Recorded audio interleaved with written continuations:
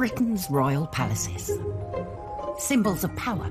Royal palaces are the bricks and mortar embodiment of what it means to be royal. And prestige. To see it is to believe it. It's a veritable feast for the eyes.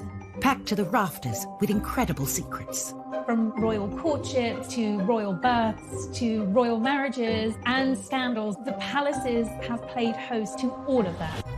In this series, we step beyond the Golden Gates. We all see inside the palace walls. You feel as if you were being let into a secret world. Learn how these stunning buildings were constructed. This is a mad, eclectic vision of one man. Windsor was built to do battle. It's best not to get locked in one. You don't know when somebody's going to come and let you out. Unveil their spectacular artworks. The royal collection is simply stunning. The story of the tiara is like a spy mystery. We can only imagine how excited the Queen must have been. Delve into their gruesome histories. Frankly, if you're going to cut the head off a king, it's got to be done in a palace. And revisit recent events that have shaped the modern royal family. I could see that his legs were trapped. Camilla was one of the most unpopular women in the country. To see those images of the castle in flames, there was an emotional impact for the nation. This is The Secrets of the Royal Palaces.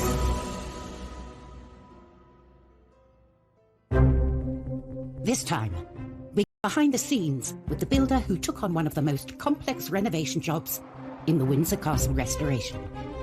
We got 2 draftsmen drawing for the best part of a year before we even started to make anything. Get an inside look at the residents accommodating an ever-growing royal family, Kensington Palace. It was a very neat house once upon a time, but when monarchy got hold of it, they turned it into something of an architectural monster. Uncover the secrets sewn into the Queen's most iconic outfit. Hartnell actually added a wonderful secret detail, which was a little 4-leaf shamrock. We discover the most bizarre palatial presents the Queen has ever received. She was given a crocodile, and Sir Martin Charteris, her private secretary, had to put it in his bath on Britannia. And we reveal the castle with the 16th century murder mystery that went horribly wrong. It was going to be the perfect crime. Kill Darnley, blow up his house, no one will be any the wiser. The royal palaces serve as a permanent reminder of the history and influence of the British monarchy through the ages. But alongside the grand and ostentatious are those palaces that can often go unnoticed, built to blend in and to be a place for royals to call home. Across Hyde Park, some 2 miles west of Chris. Kensington Palace is big and it's old and it's rambling and it's got lots of different apartments and houses there, and it's perfect for the royal family. The Queen's got a lot of cousins and she needs to house them.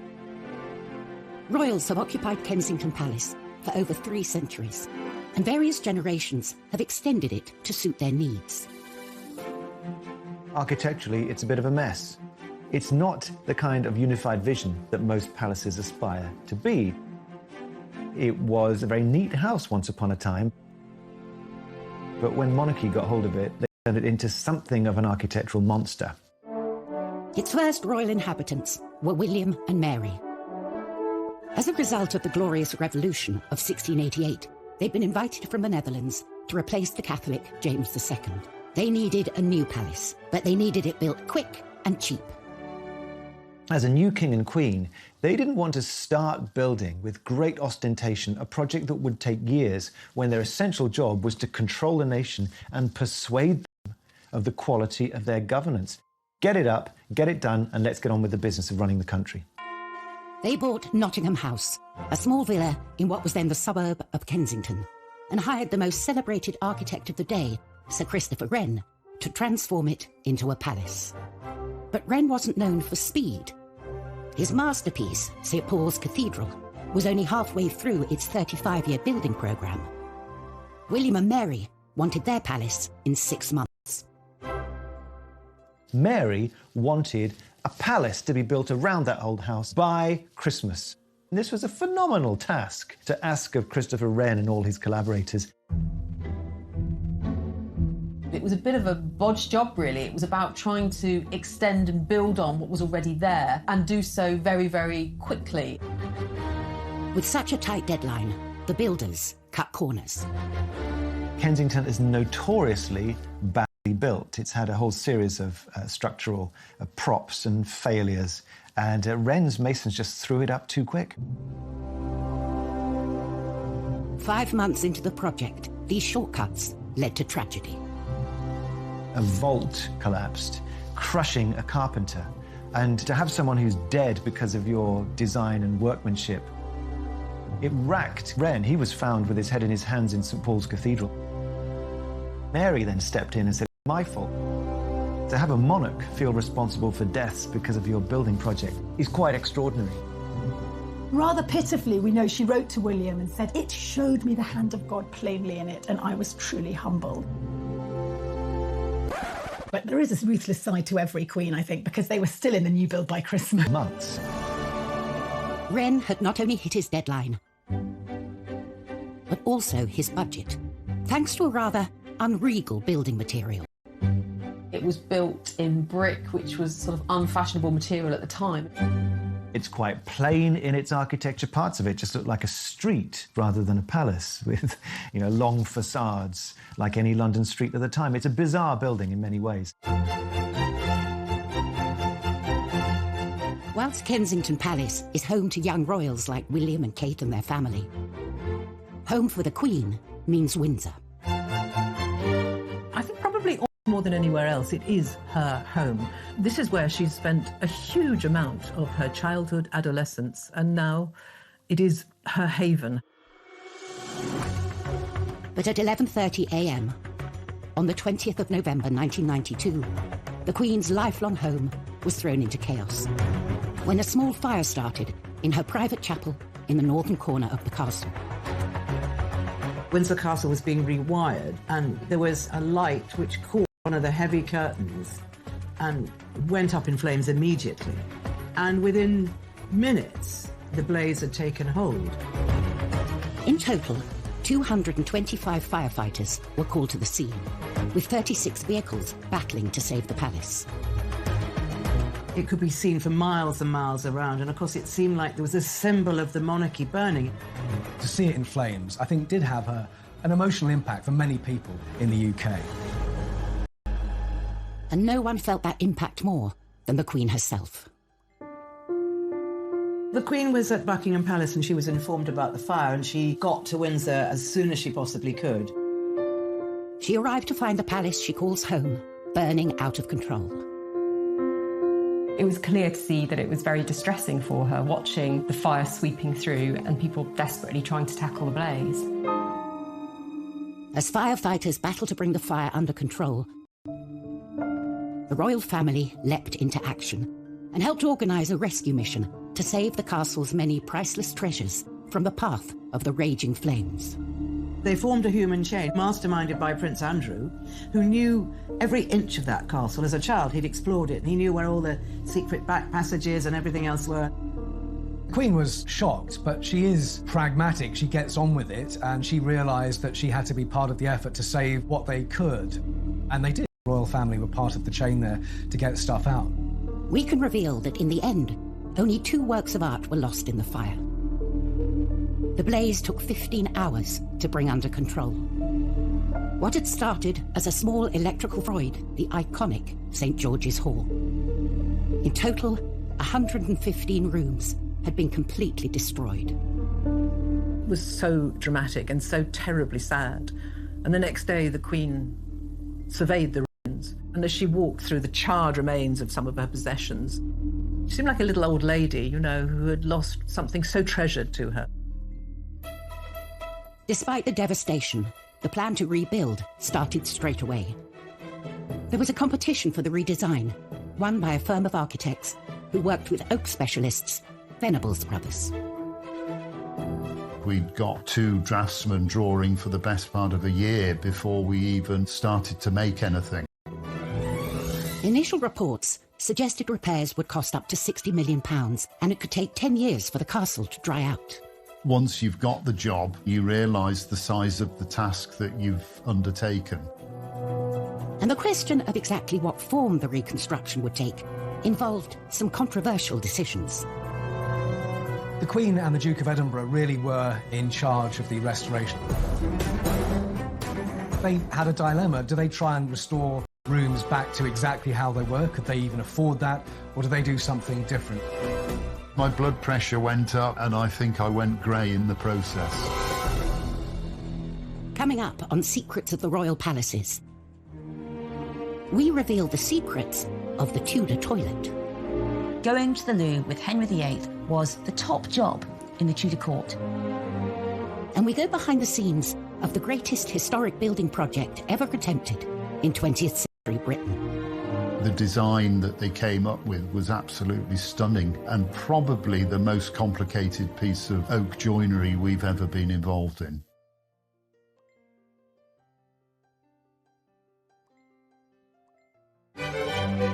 Refurbishing royal palaces is a time-honoured tradition as young royals set up their homes. The Duke and Duchess of Cambridge converted offices in Kensington Palace into their new apartment. Charles and Camilla spruced up Clarence House when they moved in. And Meghan and Harry reportedly spent £2.4 million overhauling Frogmore Cottage. But these renovations pale in comparison to the monumental task that faced the royals at Windsor Castle. In November 1992, a devastating fire ripped through Windsor Castle, destroying more than 100 rooms. From the ashes came a radical plan to rebuild the castle, a plan the royal family would personally take charge of. There was a restoration committee headed by Prince Philip, who was extremely good at organising. The epicentre of the devastating fire, the Royal Chapel. It had been completely destroyed, but rather than rebuild it, they came up with a whole new concept, the octagonal lantern lobby. Chuck Venables and his brother were the oak specialists chosen to take on the job. The design that they came up with was absolutely stunning and probably the most complicated piece of oak joinery we've ever been involved in. The shaped ribs were so difficult to draw as they changed shape. We had to form them in plasticine. And there was no getting away from the palace residents. Prince Philip has always been very keen on design, and he's extremely artistic. I'm sure he had plenty to say. I remember the first time I met Prince Philip on site.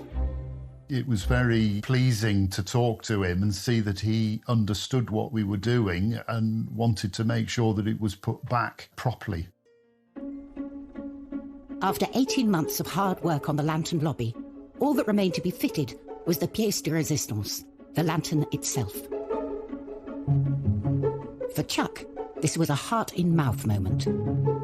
We'd never actually got the chance to check that the lantern or the lid would fit onto the roof, so we were all very, very nervous.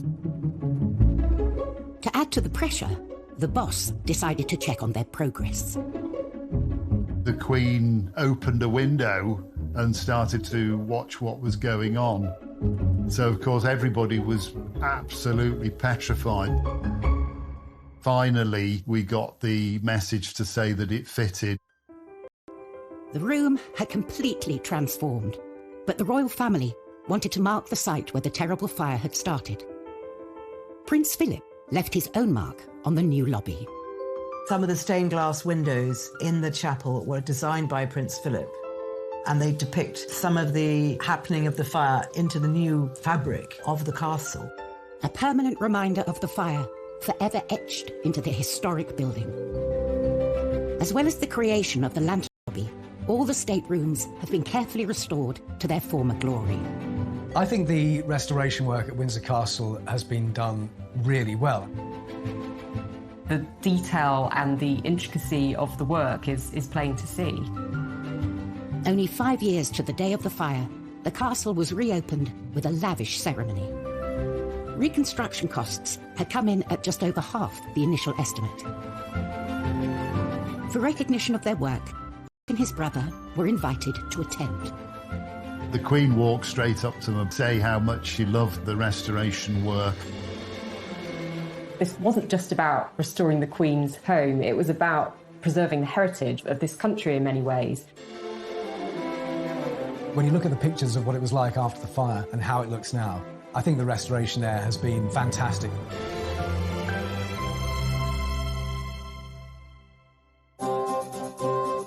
The glitz and showmanship of a palace stateroom to the rather less glamorous, but no less essential, palace toilet.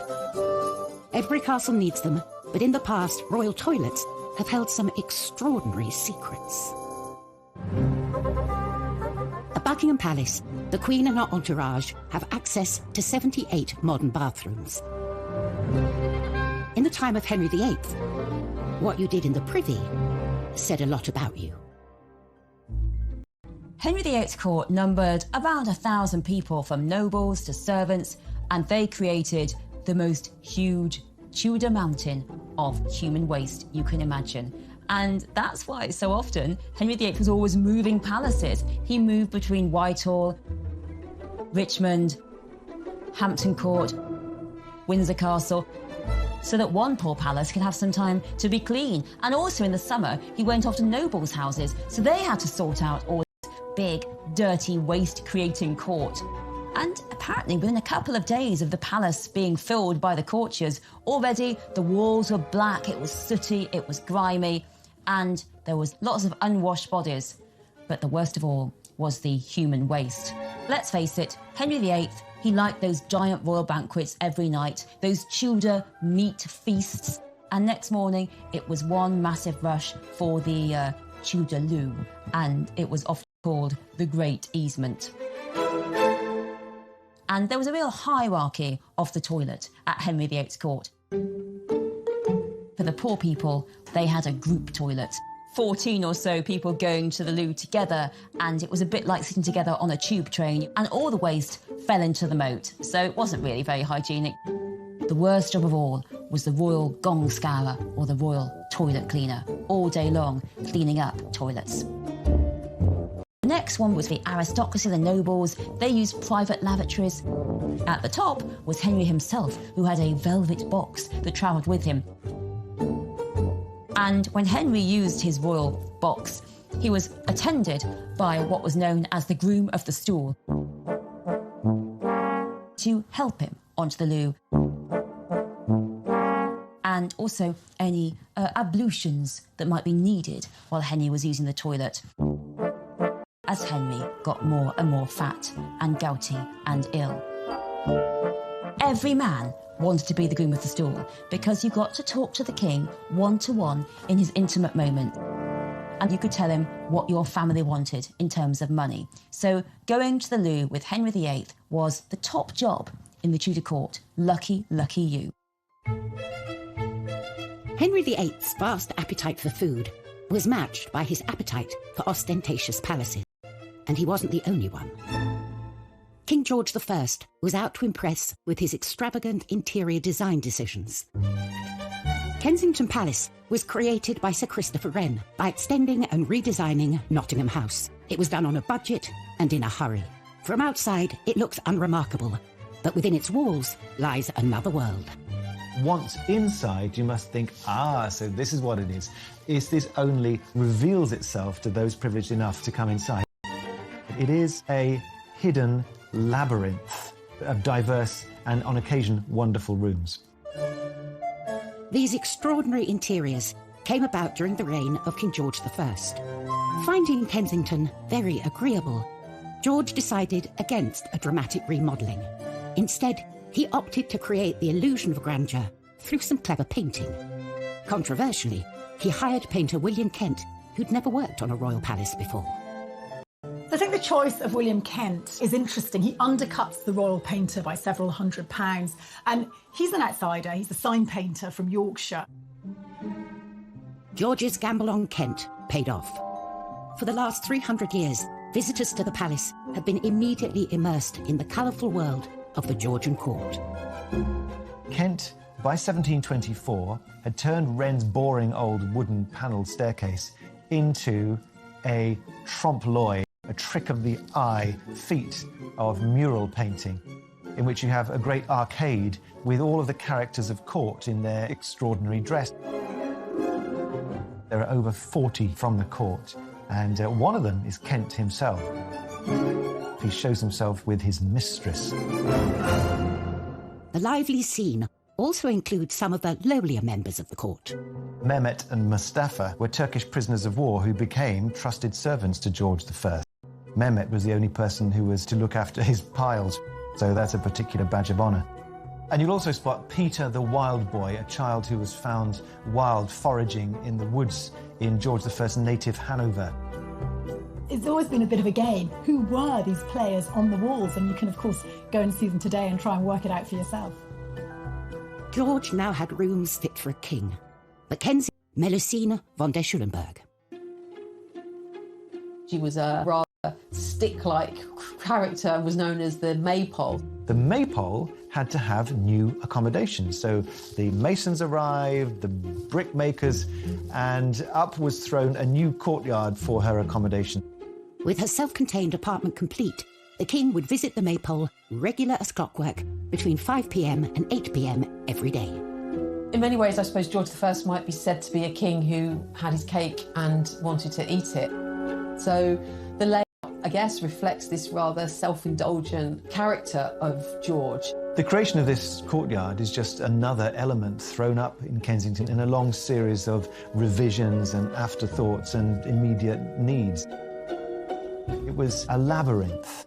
Later generations have made good use of George's additions to Kensington Palace. In 1981, Charles and Diana moved into the same building that had been home to the Maypole. After Diana's death, the apartments were converted into office space and staff quarters, and haven't had a royal resident since. Coming up in Secrets of the Royal Palaces, we reveal the strange practices that went to the best ladies of the night. There is in Paris a special chair he used. It's the weirdest looking thing you can imagine. You sort of look at it thinking, how on earth did he use that? It was because, by this point, he was hugely fat. So he basically used this chair for him to sit on, and at least one lady beside him, probably two. They had to do all the work, and he just sat there. The Playboy Prince of Wales became king in 1901 and took up his position at the grand and sophisticated Buckingham Palace. I think a lot of people hoped that when Bertie came to the throne, he'd stop it with all the girls and finally focus on his long-suffering wife, Queen Alexandra. But that wasn't the case. He just carried on with the mistresses, and one he particularly wouldn't let go of was Mrs. Alice Keppel. And what a coincidence, because she is actually the great-grandmother of Camilla, Duchess of Cornwall. Well, certainly Alice Keppel was a very successful mistress to Edward VII. He was always devoted to her, even though there were other ladies around. And the king had a very short reign because he was pretty old and pretty ill when he came to the throne. And when he was finally dying, Alice was brought to his deathbed. I mean, unimaginable. Apparently the Queen allowed this. The deathbed at Buckingham Palace should be so dignified, so solemn. And Alice gets hysterical, shouting, "What's going to become of me? Me!" and gets hustled away because of all the hysteria. I think the biggest rebellion Edward VII could ever make against Victoria and her vision of the moral monarchy was to have his mistress at his deathbed in Buckingham Palace. Gone from one monarch to the next. With so many palaces to their name, it's up to the monarch to decide who lives in them. There's one palace that's proved incredibly popular with the family and houses more royals within its walls than any other. Kensington Palace. For over 300 years, it's been something of a royal housing estate. Kensington Palace is one of the most populated palaces and also one of the most popular palaces with the royals. You've got the Cambridges at apartment 1A, Princess Eugenie and her husband Jack Brooks back there, and the Gloucesters. I mean, the royals are very much packed in to Kensington Palace. It's like a little royal village in the centre of Kensington. Over the centuries, Palace has been altered to accommodate the extended royal family. But its most impressive building wasn't built for a royal. Its purpose was to grow fruit trees in. The orangery was commissioned by Queen Anne in 1704. It was all about housing her exotic plants, in particular her citrus trees. She was very worried that they were going to get frostbite. But, you know, being a queen, she didn't just stick up a greenhouse. Anne instructed that her orangery should be both functional and beautiful. What she managed to achieve there was something harmonious, beautifully organised, very clearly functional, purposeful. It had ducts made of brick underneath the floor so that hot air would be swept in and would allow these oranges and citrus to grow throughout the winter. The interior had fine plasterwork, the exterior very beautifully modelled brickworks. It's a building designed to be seen. Costs for the orangery more than doubled during construction. Inside, elaborate decorations were created by celebrated woodcarver Grinling Gibbons. To see it is to believe it. It's absolutely delightful. It's a veritable feast for the eyes. So lovely was Queen Anne's new orangery that she found it too good to use only for gardening. She ended up using it as a ballroom and also as the place where she performed the age-old practice of touching for the Queen's evil. The Queen's evil was a name given to a disease called scrofula, which affects the lymph glands, and you have a swollen neck. That's the main symptom. And it's thought that it could be cured by contact with monarchs, because they are gods appointed on earth. The orangery presented the perfect location for Anne to meet with the sick without inviting them into her home. You can actually go present yourself with your ailment and she would, heal you, make you better simply by being a queen and touching you. The Hanoverian monarchs that followed Anne had little interest in curing the sick. They turned the orangery into a party venue, which it still is to this heiress Nicky Hilton holding her wedding reception there. The Palace Orangery is as fashionable as it ever was. From parties to the young royals choosing to make Kensington their home, it's a palace that will be forever linked with the trendy and chic side of royal life. For other royal palaces, their reputations have been forged out of dark and sinister secrets. Holyrood Palace in Edinburgh is stained by the turbulent reign of Mary Queen of Scots. 1567, the 10th of February, there is the biggest murder mystery in Scottish royal history. Central to this whodunit is Lord Darnley, Mary's deceitful and often estranged second husband. Lord Darnley is recuperating from an illness, possibly syphilis. He's in a house just by the city walls, and late one night there was a massive explosion. This huge explosion that rocked all Edinburgh woke Mary up in Holyrood House, and Darnley's house had been entirely blown up. It was going to be the perfect crime. Kill Darnley, blow up his house, no one would be any the wiser. But Darnley managed to escape. And there's an amazing map drawn by the spies at the time that show you exactly what happened. Darnley managed to get away to the nearby orchard. And there he is found dead with his servant. And now it gets a bit Cluedo, really. Because beside Darnley was a chair, a rope, a knife, and 2 dressing gowns. What was that for? Well, what we think happened is that Darnley heard the baddies coming to kill him, and he used the rope and the chair to get out of the window, to dagger with him, to stab, and the dressing gown because he was just wearing his nightshirt, as was his servant. So, you want to be a bit more dressed when you're fighting off some baddies. But the ruffians were too quick for him. They smothered him and his servant in the orchard, and then they all ran off. Mary Queen of Scots was herself suspected of the crime. Years later, the murder of Darnley was still being blamed on inhabitants of Holyrood House. During the Victorian period, the maids said to visitors that there was a Darnley bloodstain, and they used to charge visitors a couple of pennies to go and look at this Darnley bloodstain, but actually they'd put it on themselves. So if you ever go to Holyrood House and you're offered a chance to see the Darnley bloodstain, it's going to be made out of red food colouring. Tourists still flock to Holyrood today for a closer look at the palace's fascinating secrets.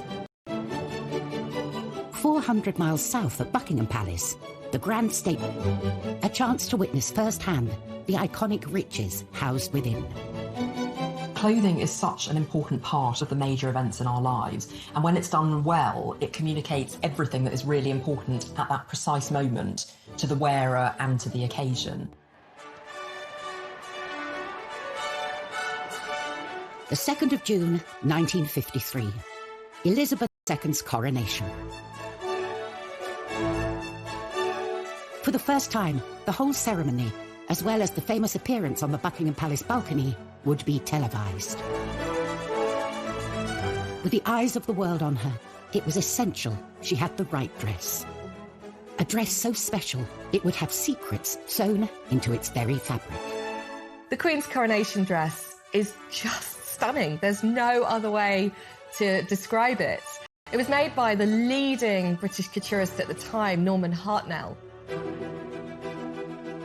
Elizabeth knew this dress would go down in history, and she proved a very hands-on client. The 4 national emblems of England, Scotland, Ireland and Wales were already going to be included. The Queen came up with a rather wonderful suggestion to also include emblems for each of the dominions over which she was becoming Queen. You can make out the maple leaf of Canada, the wattle of Australia. You can see the lotus flower of India, and then the wheat sheaves of Pakistan. The whole dress becomes a true symbol of the reach of Queen Elizabeth II. Hartnell loved the young Queen's ideas, but they didn't see eye to eye on everything. Originally, Hartnell represented Wales with the emblem of the daffodil, and he was slightly put out when he was asked to replace it with the rather less glamorous but more official Welsh symbol of the leek. Despite the Queen's attention to detail, there was one secret that Hartnell managed to sneak past her. Unknown to the Queen, Hartnell actually added a wonderful secret detail, which was a little 4-leaf shamrock which he placed on her left skirt, just underneath where her hand would be resting in the ceremony. A secret message from the designer to the Queen on the dress that would be very grateful for. Elizabeth I, she's one of our most recognisable English monarchs. Bright red hair, this white skin, extravagantly dressed. Her image was so vital to her. She knew that people had to see the Queen as majestic, as perfect, as healthy. Because if the Queen wasn't beautiful and healthy, it was thought that the kingdom wouldn't be beautiful and healthy. Protecting and preserving the regal image of the Queen became a top-secret operation. Her palaces on the Thames, Windsor, Hampton Court, Richmond, Whitehall, whichever palace the Queen was holding court at, she had a suite of rooms called the Privy Lodgings, each more secluded from the court than the last. These were her secret spaces where the dress, where the makeup went on, and no man could go. Only her private ladies went with her, and they helped her with her makeup. And the secret of what lay behind Elizabeth I's incredible image was one not to be revealed. Elizabeth's makeup was incredibly toxic. You know, it would be completely illegal today.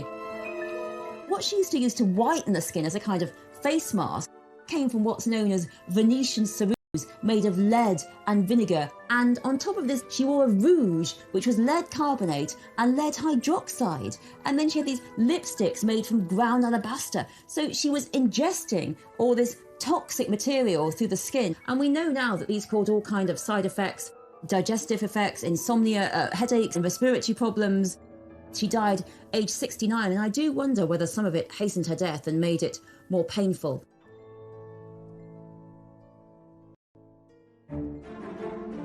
Whilst monarchs through the ages have felt the pressure and politics of keeping up with royal expectations, it's certainly a job that comes with some impressive perks.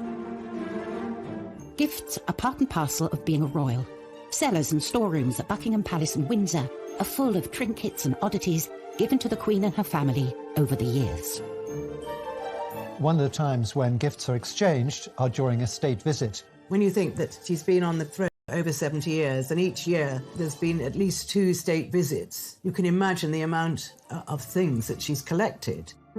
A treasure trove of wonderful and sometimes weird gifts. Over the years, the Queen has received some really bizarre gifts, from 500 tins of pineapple to horse semen, which was probably quite ideal for someone who is interested in breeding horses. She's also been given a whole host of exotic animals. One occasion she was given a crocodile, and Sir Martin Charteris, her private secretary, had to put it in his bath on Britannia.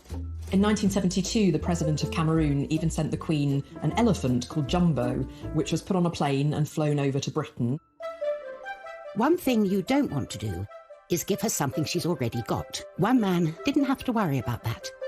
The President of France, Georges Pompidou, was spearheading a project to open a new museum of modern art.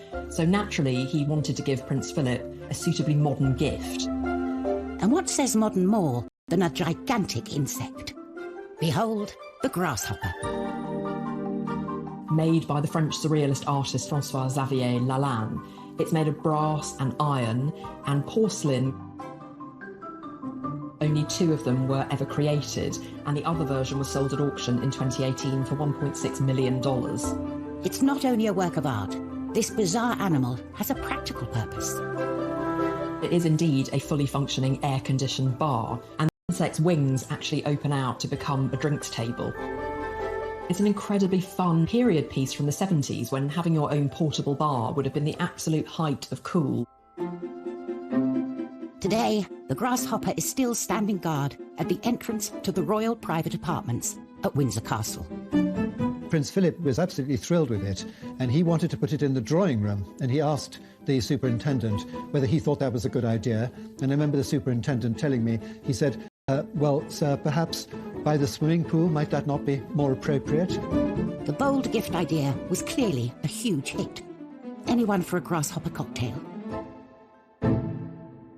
Next time, we go inside Holyrood to reveal the true story of Mary, Queen of Scots. The plays, the films that have been made about her extraordinary life, it's personified in that Northwest Tower. We uncover a royal fake that could be worth a fortune. What if the Queen's copy was actually worth £50 million? And a case... But Wren wasn't known for speed. His masterpiece, St Paul's Cathedral, was only halfway through its 35-year building programme. William and Mary wanted their palace in 6 months. Mary wanted a palace to be built around that old house by Christmas. And this was a phenomenal task to ask of Christopher Wren and all his collaborators. It was a bit of a bodge job, really. It was about trying to extend and build on what was already there and